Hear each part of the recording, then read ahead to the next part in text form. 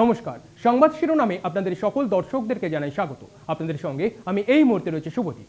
সম্পত্তিগত বিবাদের জেরে দাদাকে লাঠি দিয়ে পিটিয়ে খুন করার অভিযোগ উঠল ভাইয়ের বিরুদ্ধে। এই ঘটনা ঘটেছে গতকাল রাতে বাঁকুড়ার খাতড়া রবীন্দ্র সরণিতে।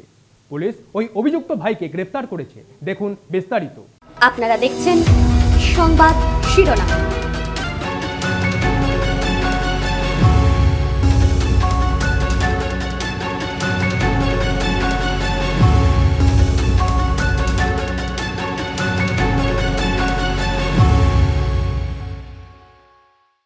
বাঁকুড়ার খাতড়া শহরের রবীন্দ্র সরণি এলাকায় বসবাসকারী ভজন রজক ও নাড়ু রজক এই দুই ভাইয়ের মধ্যে দীর্ঘদিন ধরে সম্পত্তিগত বিবাদ চলছিল।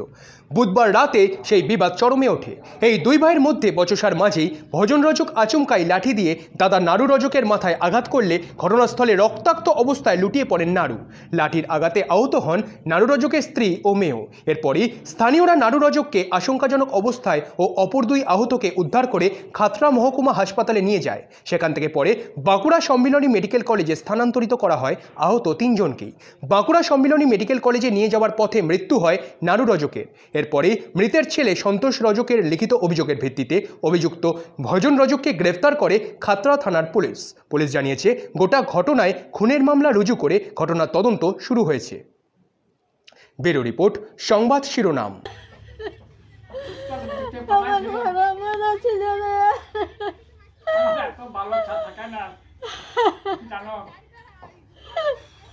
রাতে আমার দিদি আর জামাইবাবু উপরে ছিল।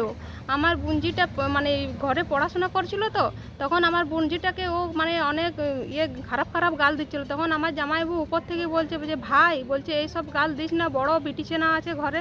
তখন ওই করতে যায়, তখন ঝগড়া লাগছে। তখন আমার জামাইবাবু বলছে ঝগড়া কেন লাগছিস ভাই বলছে।